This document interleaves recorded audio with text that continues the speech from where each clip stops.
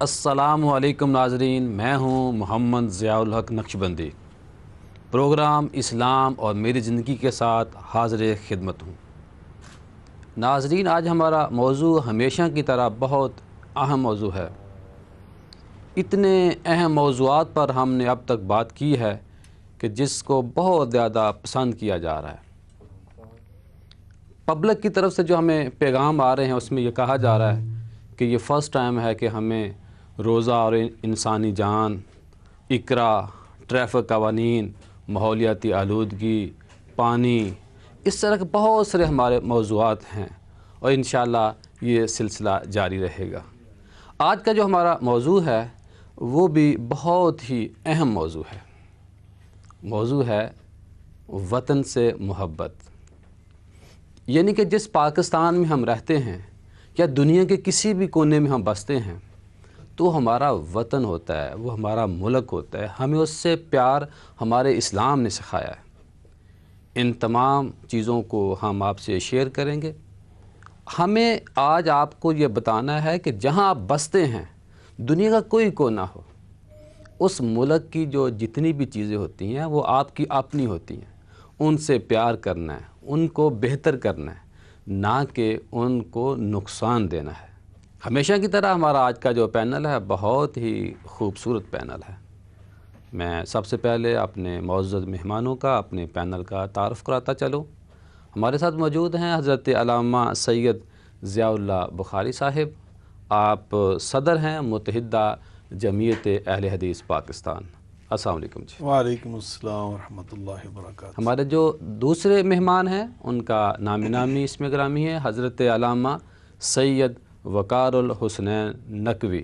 آپ کنوینئر ہیں شیعہ شہریان پاکستان۔ السلام علیکم۔ وعلیکم السلام ورحمۃ اللہ وبرکاتہ۔ اس گلدستے کا جو تیسرا پھول ہے وہ ہیں حضرت علامہ عبداللہ ثاقب صاحب۔ آپ رہنما ہیں تحفظ ناموس رسالت محاذ۔ السلام علیکم۔ وعلیکم السلام ورحمۃ اللہ وبرکاتہ۔ ہمارے جو چوتھے پھول ہیں وہ ہیں حضرت علامہ مفتی محمد ابوبکر اعوان، ایڈوکیٹ، ممبر ہیں ایگزیکٹو بورڈ تنظیم اتحاد امت۔ السلام علیکم جی۔ وعلیکم السلام ورحمۃ اللہ وبرکاتہ۔ شاہ صاحب، ہمارا جو موضوع ہے آج کا بہت اہم موضوع ہے، اور اس وقت میں سمجھتا ہوں کہ دنیا میں جو بد امنی ہے اس حوالے سے بہت ہی اہم موضوع ہے ہمارا۔ آپ اس حوالے سے کیا فرمائیں گے قرآن و سنت کی روشنی میں؟ بسم اللہ الرحمن الرحیم۔ نقشبندی صاحب، یقیناً اللہ آپ کو جزائے خیر عطا فرمائے گا اور آپ کے ادارے کو بھی اللہ تعالیٰ مزید ترقی سے ہمکنار فرمائے گا کہ آپ نے بہت ہی اہم عنوانات پر اس پروگرام کو شروع کر رکھا ہے، اور بالخصوص آج کا میں سمجھتا ہوں عنوان تو بہت ہی ایمان افروز ہے کہ وطن سے محبت۔ یہ تو اللہ تعالیٰ نے خود قرآن مجید فرقان حمید میں ہمیں سکھائی ہے۔ اللہ رب العالمین نے وطن سے محبت کا میں سمجھتا ہوں اتنا اونچا مقام بیان کیا ہے، فرمایا سورہ النساء میں کہ گویا جیسے انسان کو اپنی جان سے محبت ہوتی ہے، اس مرتبے پر انسان کو اپنے وطن سے محبت ہونی چاہیے۔ قرآن مجید میں اللہ تعالیٰ نے وہاں پر انسان کو اپنے وطن اور اپنے نفس دونوں کو برابر کر کے بیان کیا 66 نمبر آیت میں۔ اسی طرح اللہ تعالیٰ نے دین کے ساتھ ان کو شامل کر کے بیان کیا ہے۔ ارشاد فرمایا لا ینہاکم اللہ عن الذین لم یقاتلوکم فی الدین وَلَمْ يُخْرِجُوكُمْ مِنْ دِيَارِكُمْ أَن تَبَرُّوهُمْ، کہ جو لوگ تمہارے ساتھ دین کے معاملے میں جنگ نہ لڑیں اور تمہیں تمہارے وطن سے بے وطن نہ کریں، ان کے ساتھ تم نیکی کر سکتے ہو۔ یہ غیر مسلم سمجھ کر ان کے ساتھ تم بے انصافی کرو، یہ اسلام نہیں سکھاتا۔ ان کے ساتھ تم انصاف کرو، ان کے ساتھ تم نیکی کرو، وَتُقْسِطُوا إِلَيْهِمْ۔ تو گویا اس آیہ مبارکہ میں اللہ تعالیٰ نے وطن سے جو محبت ہے اس کو گویا دین کے قریب کر کے بیان کیا ہے۔ خود رسول اللہ صلی اللہ علیہ وسلم کی اپنی جو سیرت طیبہ وہ کیا ہے؟ آپ نے جب مکہ معظمہ سے ہجرت فرمائی، جامع ترمذی کے اندر حدیث آتی کہ آپ نے رخ انور ادھر پھیرا اور کہا انکی احب ارض اللہ الیہ لولا اخرجونی منکی ما خرجت ما مکثت غیرکی۔ فرمایا اے سرزمین مکہ تو مجھے ساری دنیا سے زیادہ محبوب اور عزیز ہے۔ یہاں سے معلوم ہوا حالانکہ آپ وہاں سے وطن چھوڑ کے آ رہے ہیں اور لوگوں نے تنگ کیا ہوا آپ کو، مدینہ منورہ میں آئے، وہاں نیا وطن بنا تو فرمایا اللہم حبب الینا المدینہ کا حبنا مکہ و اشد۔ اللہ اب مدینہ ہمارا وطن ہے، اس کی محبت ہمارے دل میں مکے جیسی بلکہ اس سے بھی زیادہ پیدا کر دے۔ تو یہ کتاب و سنت کی ہمیں تعلیم کہ وطن سے اس طرح محبت کرنی چاہیے۔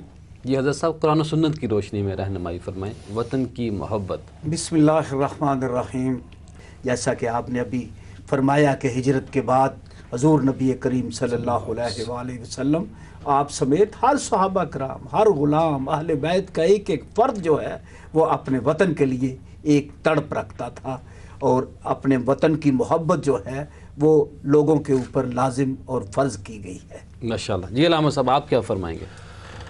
ضیاء بھائی، جس طرح سید صاحب نے فرمایا ہے، اس ساری گفتگو کے بعد ہم یہ دیکھتے ہیں کہ دنیا کے نقشے پر دو ممالک ایسے ہیں جو کسی نظریے کی بنیاد پر ہیں، ان میں ایک اسرائیل اور دوسرا پاکستان ہے۔ تو جس کی بنیاد ہی دین اسلام پر ہے، اس کی محبت پھر اور زیادہ جو ہے وہ لازم ہو جاتی ہے۔ تو اس حوالہ سے ہمیں اپنے وطن پاکستان کے ساتھ جو محبت ہے، اس کو قرآن و حدیث کی روشنی میں جب ہم دیکھتے ہیں تو اس نتیجے پر ہم پہنچتے ہیں کہ اگر کوئی بندہ صحیح معنوں میں مومن ہو اور پاکستان کی زمین پر اللہ نے اس کو پیدا کیا ہے اور یہ اس کا وطن قرار دیا ہے، تو پھر اس لحاظ سے اس کو چاہیے کہ وہ پاکستان سے اسی طرح محبت کرے جس طرح صحابہ کرام رضوان اللہ تعالیٰ علیہم اجمعین نے مکہ مکرمہ اور مدینہ منورہ سے پیار کیا ہے۔ بے شک۔ کیونکہ یہ اللہ رسول کے نام پر اللہ نے ہمیں یہ وطن رمضان المبارک، اتفاق سے ابھی ہم رمضان المبارک میں بیٹھے ہیں، تو یہ اسی ماہ مقدس میں خالق کائنات جل وعلا نے ہمیں وطن ایک تحفہ عطا فرمایا ہے جس کی قدر ہر پاکستانی پر لازم ہے۔ تو اس حوالہ سے قرآن و حدیث کے ایک ادنا طالب علم ہونے کی حیثیت سے میں یہ ضرور عرض کروں گا کہ پاکستان میں بسنے والے ہر مسلمان پر یہ لازم ہے کہ وہ پاکستان سے اسی طرح محبت کرے جس طرح صحابہ کرام نے مکہ مکرمہ اور مدینہ منورہ سے کر کے ہمیں دکھائی ہے۔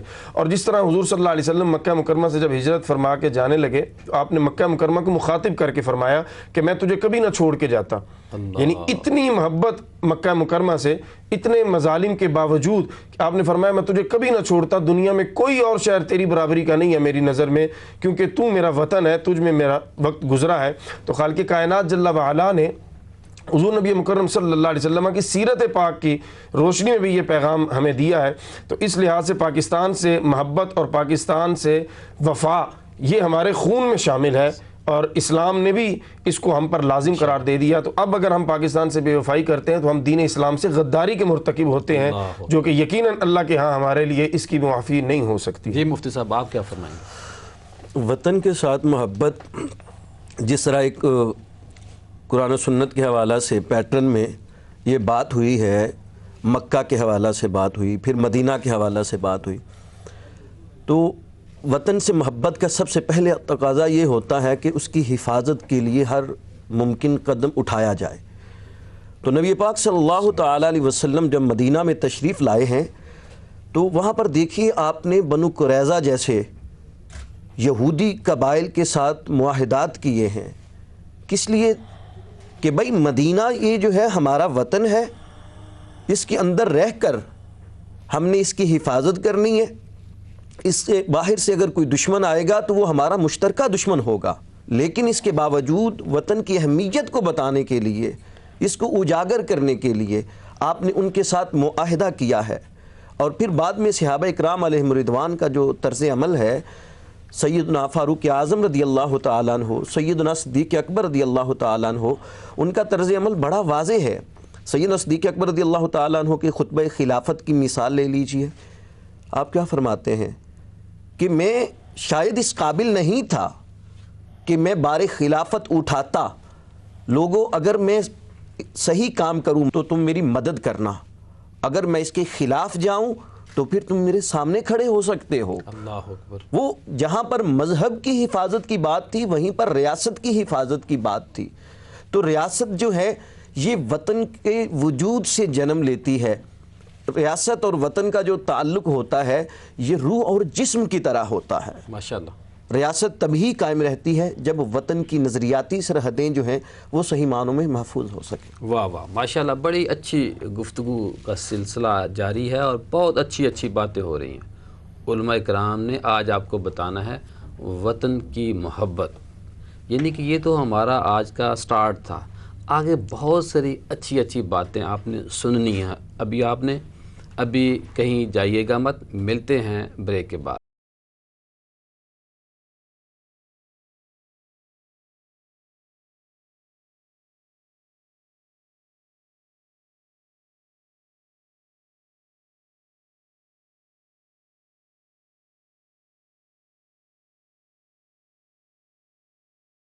ناظرین، بہت ہی اچھی باتیں ہو رہی تھیں، اور یقین کریں جو ہماری محبت ہے پاکستان سے یہ فطری بھی ہے اور شرعی بھی ہے۔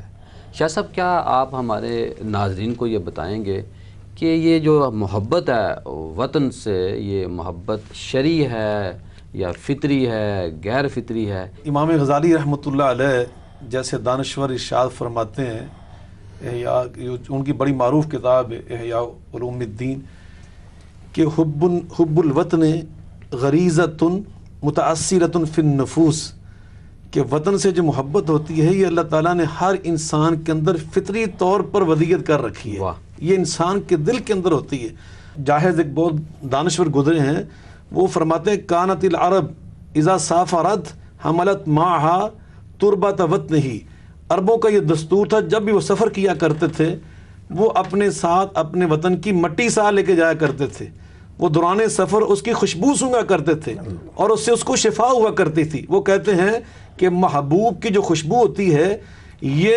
مختلف قسم کے جو علاج ہیں ان میں سے ایک بڑا اہم نوعیت کا علاج ہے، اور اس کی وہ دلیل قرآن پاک سے پیش کرتے ہیں کہ حضرت یعقوب علیہ السلام نبینا ہو گئے حضرت یوسف علیہ السلام کی جدائی میں رو رو کر، اور جب ان کی قمیض لائی گئی ان کے چہرے پہ ڈالی گئی تو اس یوسف علیہ السلام کی خوشبو اور ان کی قمیض کی خوشبو سے اللہ نے ان کو شفا یاب کر دی، ان کی آنکھیں لٹا دی، ان کی بصارت واپس آ گئی۔ تو وہ کہتے ہیں کہ اپنے سرزمین کی مٹی کی جو خوشبو ہوتی ہے یہ تو یہ بیماروں کو شفا عطا کر دیتی ہے۔ اس لیے حضرت امام ذہبی جیسی ہستی فرماتے ہیں کہ نبی پاک صلی اللہ علیہ وسلم کانا یحب وطنہ، آپ اپنے وطن سے محبت کرتے تھے، وہ کانا یحب احد، آپ احد پہاڑ کے ساتھ محبت کرتے تھے، کما یحب سبتیہ الحسنین کریمین، جیسے آپ اپنے نواسوں کے ساتھ حسنین کریمین کے ساتھ محبت کیا کرتے تھے۔ تو گویا یہ وطن سے جو محبت ہے یہ رسول اللہ صلی اللہ علیہ وسلم کو اسوہ مبارکہ بھی ہے اور انسان کی فطرت کا تقاضا بھی ہے۔ ماشاءاللہ۔ علامہ صاحب، کیا آپ بتائیں گے کہ جو وطن کی محبت ہے، ایک وطن ہوتا ہے جہاں ہم رہتے ہیں، جس کے شہری ہیں، جس کا ہم نے شناختی کارڈ لیا ہے، جس طرح ہمارا پاکستان ہے، بہت سارے ہمارے پاکستانی یا دنیا کا کوئی بھی شہری دوسرے کسی ملک میں مقیم ہو تو عارضی ملک، یعنی کہ اس کے حوالے سے آپ کیا فرمائیں گے؟ اس کے قوانین کا احترام بھی ان پر لازم ہے، جہاں رہ رہے ہیں، جہاں کی شہریت انہوں نے اختیار کی ہے یا جہاں سکونت اختیار کی ہے، لیکن اپنے وطن سے ایک فطری تعلق ہوتا ہے، جس بٹی سے ان کا خمیر اٹھتا ہے، جیسے کہ حضرت صاحب نے فرمایا، حضرت علی علیہ السلام نے فرمایا کہ اگر تم دوسرے دیار غیر میں جاؤ اور وہاں کے ماحولیات کے اثرات سے بچنا چاہو، مضر اثرات سے، وہ تمہیں ایڈجسٹ کرنے کے لیے، صحت کے لیے مشکلات پیدا آئیں گی، تو تھوڑی سی مٹی لے جاؤ، اس کنویں کے اندر جہاں سے آپ نے پانی پینا ہے اس میں اپنے وطن کی مٹی ڈالو، واہ، اس سراہی کے اندر جہاں سے آپ پانی لے رہے ہیں، تو اس نئے وطن کے جہاں آپ دیار غیر میں گئے ہیں اس کے مضر اثرات آپ پہ اثر نہیں کریں گے۔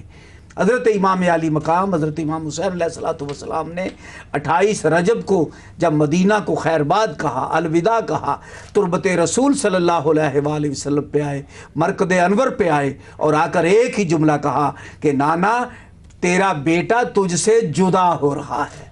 نانا، اس بات کا صدمہ ہے کہ نانا کی قبر سے جدا ہو رہا ہوں، ماں کی قبر سے جدا رہا ہوں، لیکن سب سے زیادہ مجھے افسوس اس بات کا ہے کہ حسین سے اس کا وطن چھوڑ رہا ہے۔ کیا بات ہے۔ علامہ صاحب، آپ ہمیں یہ بتائیں کہ جو ہمارے نوجوان ہیں، ان کے پاک پولیس کے جوان اور فوج کے جوان، وہ وطن کی محبت میں اپنے اعضاء کٹوا بیٹھتے ہیں، زخمی ہو جاتے ہیں شدید قسم کے، ان کی کیا فضیلت ہے اسلام میں؟ ضیاء بھائی، وہ اپنے وطن کی حفاظت کی خاطر، اور اس میں بنیادی فرق ایک یہ ہے کہ اسلام کے جو مخالف لوگ ہیں وہ جب کسی ملک پہ حملہ کرتے ہیں یا اس میں دہشت گردی کرواتے ہیں تو ان کا مطمع نظر جو ہوتا ہے وہ دنیاوی معاملات ہوتے ہیں، اور اسلامی مملکت کے جو افواج ہوتی ہیں یا جو اس کے پولیس والے ہوتے ہیں، وہ جو جانیں دیتے ہیں وہ دنیاوی کوئی بھی ادارہ وہ دنیاوی معاملات کے لیے نہیں دیتے، وہ اللہ رسول کے اس حکم کی تعمیل کرتے ہوئے، اپنے وطن کی حفاظت کرتے ہوئے اپنی جانوں کا نذرانہ پیش کرتے ہیں۔ اور جیسے میں نے پہلے عرض کیا تھا، پاکستان کا معاملہ جو ہے وہ ان سے اور زیادہ مختلف ہے اس حوالہ سے کہ یہ تو بنا ہی اسلام کے نام پر ہے۔ اب اس وطن کی حفاظت کرتے ہوئے اگر کسی کی جان جاتی ہے یا کسی کا کوئی عضو جو ہے وہ اس سے الگ ہو جاتا ہے تو اللہ رسول کی بارگاہ میں اس کا وہی مقام ہے جو میدان بدر میں اس کا کچھ حصہ ان کو بھی ضرور ملتا ہے.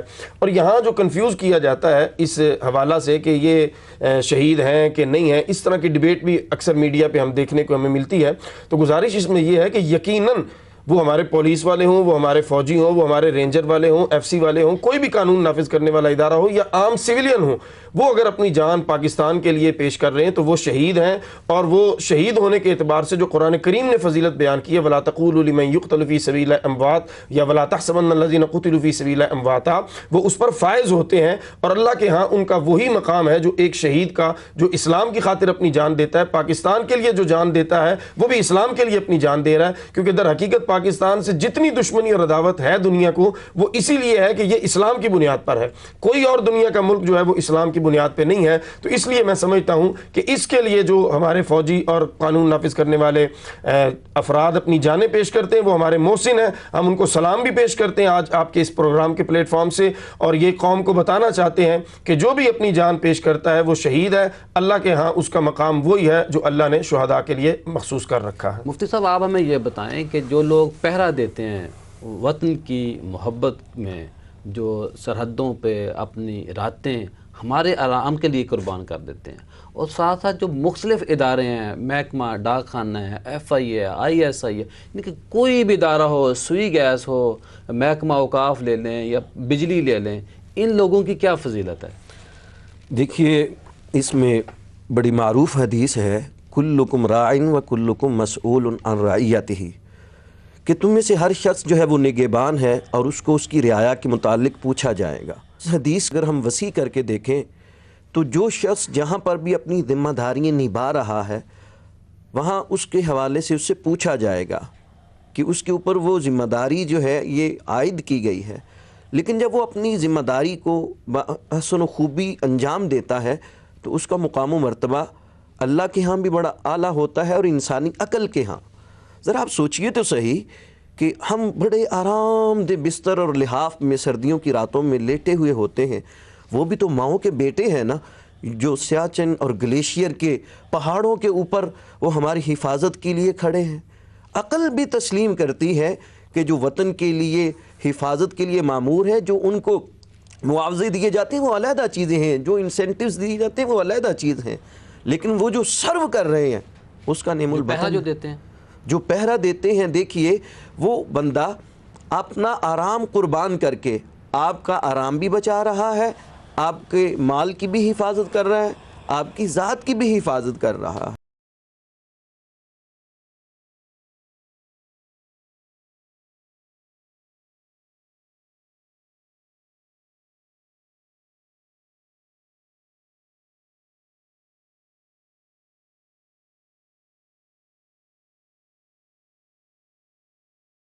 ناظرین بہت اچھی باتیں ہو رہی ہیں اور آج ہمارا موضوع ہے وطن سے محبت. علامہ صاحب آپ کیا فرمائیں گے جو ہمارے ملک کے حالات ہیں، بہتری کس طرح آ سکتی ہے؟ بہت سارے لوگ رائے راست پہ آ رہے ہیں، جو ہم بد امنی دہشت گردی کا ہم شکار رہے ہیں اور ابھی بھی تھوڑے سے ہیں، اللہ ہمیں سے نکالے گا ضرور. آپ کیا فرمائیں گے؟ سب سے پہلی بات یقیناً میں یہ سمجھتا ہوں کہ جس طرح رسول اللہ صلی اللہ علیہ وسلم نے ریاست مدینہ کو پرامن ریاست، خوشحال ریاست میں تبدیل کر کے دکھایا، قائم کر کے دکھایا، ہمیں آپ کے اسوہ مبارکہ کو اپنانا ہوگا. سب سے پہلے آپ نے وہاں پر تعلیم کا بندوبست کیا. علم سے جہالت کا جب خاتمہ ہوتا ہے، میں سمجھتا ہوں جو فتنہ فساد ہے اس میں بہت بڑا سبب جو ہوتا ہے وہ انسان کی لا علمی ہوتی ہے، بے شعوری ہوتی ہے معاشرے کی. تو جب علم میں وہاں پر اضافہ ہوگا تو جس سے تعلیم بڑھتی جائے گی اسی طرح وہ فتنہ فساد کم ہوتا جاتا ہے. دوسری بات، اپنے آئین کی پاسداری اور قانون کی بالادستی اور اس کا احترام. حضرت یوسف علیہ السلام ما کان لیأخذ اخاہ فی دین الملک، اپنے بھائی بنیامین علیہ السلام کو اپنے پاس ٹھہرانا چاہتے تھے، مگر اس وقت جو بادشاہ کا آئین موجود تھا، قرآن پاک میں اللہ تعالیٰ فرماتے ہیں اس میں امیگریشن قوانین جو طے تھے ان کے مطابق وہ اس طرح روک نہیں سکتے تھے. یہاں اللہ تعالیٰ نے یہ ثابت کیا کہ انہیں پیغمبر ہو کر بھی اس بادشاہ کے آئین کو پامال نہیں کیا، اس کا احترام کیا. اس لیے ہمیں بھی اپنے قوانین کا، اپنے آئین اور اپنے دستور کی پاسداری کرنا ہوگی۔ تیسری بات جو ہے، اپنے ملک کی جو فوج ہے، خاص طور پہ اسلامی جمہوریہ پاکستان جیسا خوبصورت ملک اللہ کا ایک تحفہ اور انعام، اور اس کی دنیا کی بہترین فوج، اسلامی دنیا کی سب سے اعلیٰ ترین فوج، اس فوج کے بارے میں نبی پاک صلی اللہ علیہ وسلم نے ہمیں کیا تعلیم دی؟ فرمایا من عطا امیری فقد عطانی ومن عصا امیری فقد عصانی۔ جو فوجی جا کر محاذ پہ پہرا دیتے ہیں، محاذ پہ جا کر تمہارا دفاع کرتے ہیں، فرمایا پیچھے ان کی بیویاں اکیلی ہوتی ہیں گھروں میں، فرمایا ان کی حرمت تمہارے لیے کیسے ہے؟ حرمت ازواجہم کا حرمت امہاتکم، تمہارے لیے اس طرح ان کی حرمت ہے جیسے ماں کی حرمت ہوتی ہے۔ یہاں تک ہمیں سکھایا گیا۔ اور پانچویں بات یہ ہے کہ پاکستان اور اپنے وطن کے لیے ہمیں اپنی صفوں میں اتحاد پیدا کرنا ہوگا۔ وَاعْتَصِمُوا بِحَبْلِ اللَّهِ جَمِيعًا وَلَا تَفَرَّقُوا، کسی نوعیت کی فرقہ واریت اور اس سے ہمیں اجتناب کرنا ہوگا۔ اور آخری بات یہ ہے کہ ہمیں جو ساتھی کسی لحاظ سے بھی بھٹک جائیں، انحراف کا شکار ہو جائیں، ان کے لیے اپنے سینوں میں ہمدردی پیدا کرنی چاہیے۔ جیسے حضرت سیدنا علی المرتضیٰ کرم اللہ وجہہ، انہوں نے جب باغیوں کے بارے میں، خارجیوں کے بارے میں پوچھا گیا تو انہوں نے کیا فرمایا تھا؟ فرمایا ہم اخواننا بغوا علینا، سخت جملہ نہیں کہا، فرمایا ہیں تو ہمارے بھائی دین میں، بس بغاوت کر رکھی ہے۔ تو اگر کوئی باغی واپس آتا ہے اس کو ہمیں سینے کے ساتھ لگانا چاہیے۔ جیسے آج بلوچستان میں ہماری فوج کی اچھی کارگزاری کو دیکھ کر، ان کے ان کے اخلاق کو دیکھ کر لوگ واپس پلٹ رہے ہیں، اور فوج جس انداز ان کا استقبال کر رہی ہے، ہم فوج کے اس اچھے عمل پر، حکومت کے اس عمل پر ہم ان کو خراج تحسین پیش کرتے ہیں، اور یہ بہت اچھا ہے۔ اس سے انشاءاللہ پاکستان میں استحکام پیدا ہوگا۔ پاک فوج کے جو جوان ہیں ان کے ساتھ مل کر مدارس کے بچے، کالجز کے بچے، یونیورسٹیوں کے بچے لڑنے کے لیے تیار ہیں؟ لڑائی اسی طرح نہیں ہے کہ ہم بندوق اٹھائیں۔ 65 کی جنگ میں سارے عوام کا ہر شعبہ ہے زندگی کے جو لوگ وہ help لڑے کر سکیں۔ ہیں، طاقت، قوت، اخلاقی طور پہ، محبت کے طور پہ ہم نے ٹینکوں کا استقبال کیا، نعرہ تکبیر لگایا، دشمن کے جہازوں کو دیکھ کر عوام کا جذبہ۔ لیکن اس طرح کا جہاز بندوق اٹھانے والا، یہ جہاد صرف ریاست کا حق ہے، وہ اعلان کرے تو ساری قوم اس میں شامل ہو سکتی ہے، یہ پبلک کا حق نہیں ہے۔ بالکل جہاد محبت، جہاد کی ایک ہی جہت نہیں ہے کہ قتال کرنا، جہاد اس وطن سے محبت رکھنا جہاد ہے، غربت کے خلاف جہاد غربت کرنا، کے خلاف جہاد، جہالت کے ناقانونی خلاف کے جہاد۔ اور وطن کی محبت کو اللہ تعالیٰ نے اتنی اہمیت دی ہے کہ قرآن کریم میں فرمایا کہ تم ان کے لیے اٹھ کھڑے نہیں ہوتے جن سے ان کی زمین چھین لی گئی، جن کو بے وطن کر دیا گیا ہے، جن کو مجبور اور مقہور کر دیا گیا ہے، جنہیں وطن سے نکال دیا گیا ہے، چاہے وہ فلسطین ہو، چاہے وہ کشمیر ہو، چاہے وہ شام کے لوگ ہوں، چاہے عراق کے لوگ ہوں، جہاں جہاں سے ان کا وطن چھینا گیا ہے۔ قرآن کریم نے ہر دور کے اندر اور ساری قیامت تک کے لیے یہ پیغام ہے، میسیج ہے اس کے اندر، وطن کو سے بے وطن ہونے والوں کے لیے، اور تاریخ میں اسے عربی زبان میں غریب الوطن کہا گیا ہے، اور غریب الوطن کے لیے بے پناہ محبتیں سرائے بنائی گئی، ان کے لیے جگہ، اور ہجرت کے اندر جو انصار کا سلوک اسلام دیا، ہمیں وطن کی محبت ہمارا تقاضا۔ جی علامہ صاحب آپ کیا فرمائیں گے؟ اس میں مدارس کے جو طلباء ہیں وہ یقیناً ہر دور میں اس معاملے میں تیار رہتے ہیں، کیونکہ دین انہوں نے پڑھا ہوا ہے، تو دین کا جب ایک پیغام ہے، دین کا بنیادی تصور ہے ایک جہاد، تو اس لیے طلباء مدارس کے ہوں یا اساتذہ ہوں، وہ اپنی فوج کے شانہ بشانہ دشمن کے ساتھ لڑنے کے لیے ہر وقت تیار ہیں، اور انشاءاللہ اللہ نہ کرے اگر کبھی ایسا وقت آئے ملک پر تو یقیناً آپ دیکھیں گے کہ صف اول میں آپ کو مدارس کے طلباء نظر آئیں گے۔ اور پاکستان جب بن رہا تھا اس وقت بھی صف اول میں جو تحریک پاکستان میں ہمیں لوگ نظر آتے ہیں وہ علماء ہی تھے، وہ طلباء ہی تھے مدارس کے، جنہوں نے آگے بڑھ کر حضرت قائد اعظم رحمۃ اللہ تعالیٰ علیہ کا ساتھ دیا اور ان کے شانہ بشانہ تحریک پاکستان کو عام کیا، اور اس پیغام کو کریا کریا کوچا کوچا پہنچانے میں جو علماء کا کردار تھا وہ کسی سے ڈھکا چھپا نہیں ہے۔ اب آپ پاکستان کی بہتری کے لیے ہم کیا کر سکتے ہیں، تو اس میں گزارش یہ ہے کہ ہم میں سے ہر فرد کو پاکستان کی بہتری کے لیے کچھ نہ کچھ حصہ ڈالنا پڑے گا۔ ہم میں سے ہر کوئی تنقید میں بہت زیادہ وقت صرف کر دیتا ہے، ہم میڈیا اگر کوئی چینل لگاتے ہیں اس پر دیکھتے ہیں پینلسٹ بیٹھے ہوئے تو تنقید ہو رہی ہے، بڑے بڑے انٹلیکچوئل جو ہیں وہ نیگیٹیوٹی عام کر رہے ہیں، جی وہ نیگیٹیوٹی عام کر رہے ہیں کہ جی یہ ہو گیا، یہ ہو گیا، یہ ہو گیا۔ پازیٹیو چیزیں بھی ہوں گی جن کو ہمیں عام کرنا ہے۔ عبدالستار ایدھی بھی پاکستان نہیں پیدا کیا ہے، اسی زمین اسی دھرتی پہ وہ پیدا ہوا، جنم لیا، اور اس نے کتنی خدمت خلق میں کام کیا، چھیپا صاحب ابھی کر رہے ہیں۔ اسی طرح ہمارے علماء ڈاکٹر سرفراز نعیمی رحمۃ اللہ علیہ، کیسے بھول سکتے ہیں ہم ان کو، جنہوں نے اسلام کا وہ پیغام دیا جس کی پاداش میں انہیں شہید کر دیا گیا, انہوں نے جام شہادت نوش کر لیا. تو یہ پاکستان کے جو پازیٹیو چہرہ ہے, جب تک ہم وہ دنیا کو نہیں پیش کریں گے, نہیں دکھائیں گے, اس وقت تک نیگیٹیوٹی کس سوسائٹی میں نہیں ہوتی, لیکن اس کو انڈر دا کارپیٹ کر کے ہمیں جو پازیٹیو چیزیں ان کو آگے لے کے آنا ہے.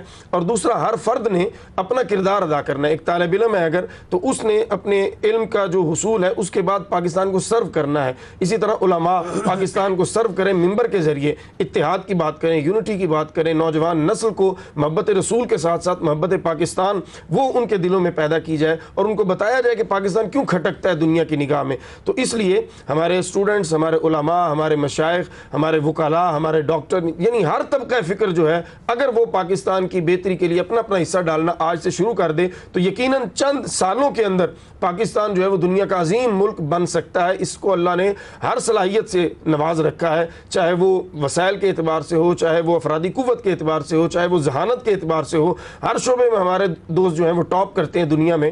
تو اللہ کریم نے کوئی کمی نہیں چھوڑ رکھی, بس ہمیں نیت خالص کر کے اپنے وطن کی خدمت میں لگ جانا ہے, اور یہ نہیں سوچنا کہ پاکستان نے کیا دیا ہے. آج سے ہم نے یہ سوچنا ہے کہ ہم نے پاکستان کو کیا دیا ہے. تو انشاءاللہ پاکستان جو ہے وہ بہت جلدی جو ہے وہ ٹرن آؤٹ کرے گا اور دنیا کی ترقی یافتہ اقوام میں شامل ہو جائے گا. مفتی صاحب آپ یہ بتائیں, ملی نغمے گانا, گیت گانا جب موقع اللہ کرے نہ آئے, تو اس موقع کے اوپر یا اس کی تیاری کے لیے جو ایام آتے ہیں, ملی نغمے. دیکھیں نقشبندی صاحب, جس طرح ہمارے پروگرام کا عنوان ہی یہ ہے اسلام اور میری زندگی, اس سے یہ بات ہم اگر جائیں تو جب ہجرت ہوئی تھی, آقا کریم صلی اللہ تعالی علیہ وسلم مدینہ طیبہ میں تشریف لائے تھے, تو ایک کلام آج بھی بچے بچے کی زبان پر ہے, طلع البدر علینا من ثنیۃ الوداع. یہ کیا ہے؟ استقبال کا ایک انداز تھا. اور یہ ایک صحابیہ تھیں, حضرت ام سلیم رضی اللہ تعالیٰ عنہ. آقا کریم صلی اللہ تعالی علیہ وسلم کے ساتھ ان کا بعد میں بڑا ایک پیار کا تعلق تھا. آپ صلی اللہ تعالی علیہ وسلم ان کو خالہ کہا کرتے تھے. اور پھر اس کے بعد آپ صلی اللہ تعالی علیہ وسلم کی جب جنگی غزواتی زندگی شروع ہوتی ہے, تو اس میں حضرت حسان بن ثابت رضی اللہ تعالیٰ عنہ وہ شاعر دربار رسالت تھے, اور انہوں نے صرف اور صرف آقا کریم صلی اللہ تعالی علیہ وسلم کی نعت ہی نہیں پڑھی, بلکہ میدان جنگ میں جا کر انہوں نے کفار کے مقابلے میں ایسے ایسے کلام پڑھے ہیں کہ خود آقا کریم صلی اللہ تعالی علیہ وسلم دعا دیا کرتے تھے کہ حسان تم کفار کے مقابلے میں شاعری کرو, بولو, جبریل امین علیہ السلام تمہاری مدد کریں گے.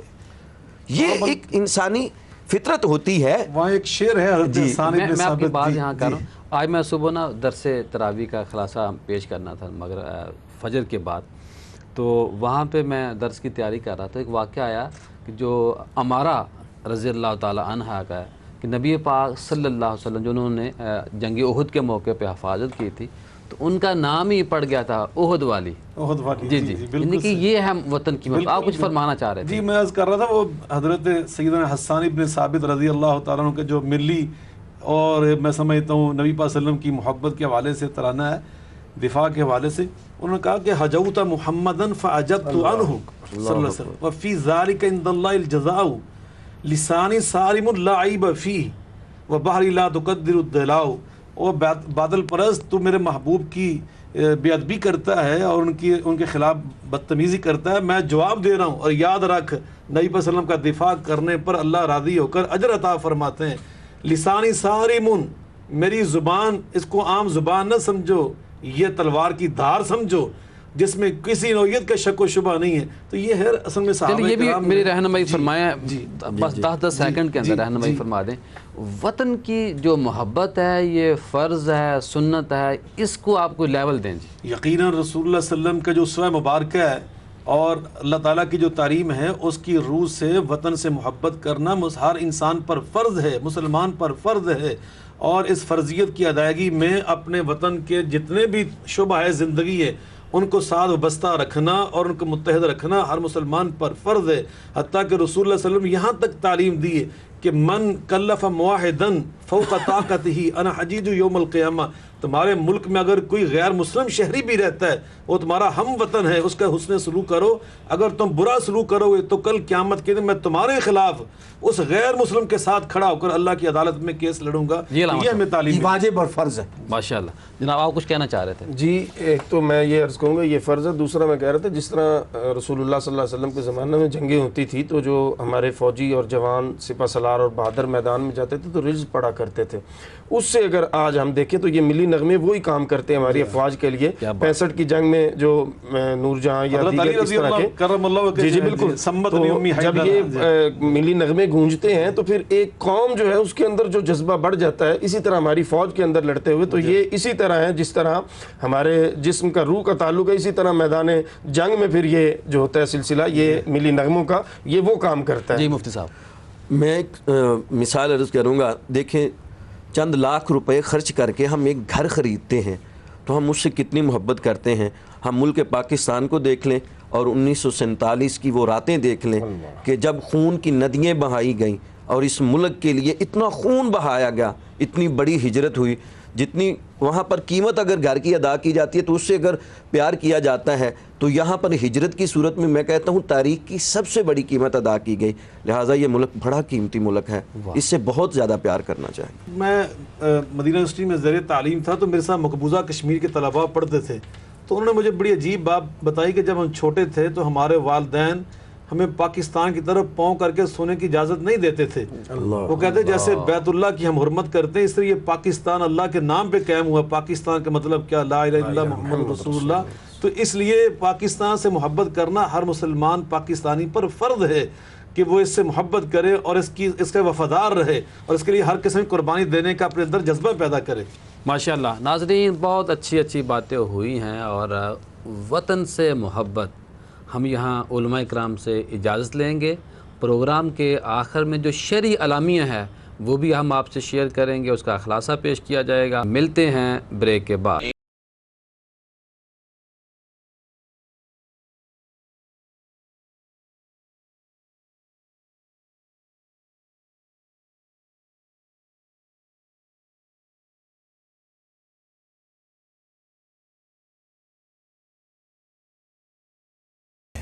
अस्सलामुअलैकुम नाज़रीन, ब्रेक से पहले हमारे साथ उलमा इकराम मौजूद थे।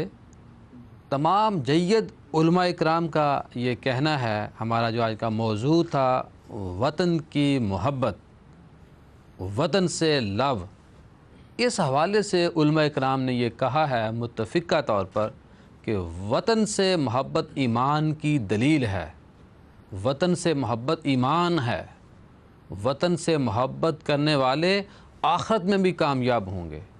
उन्होंने ये भी कहा है कि मुल्क कोई भी हो जहां आप रह रहे हों आर्जी तौर पर या मुस्तकिल, वो आपका मुल्क है, उससे प्यार करें, उसके इदारों से प्यार करें।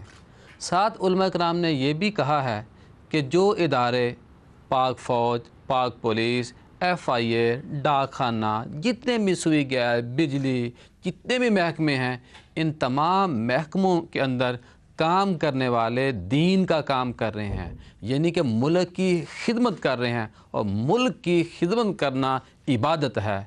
ये था उलमा इकराम का कहना।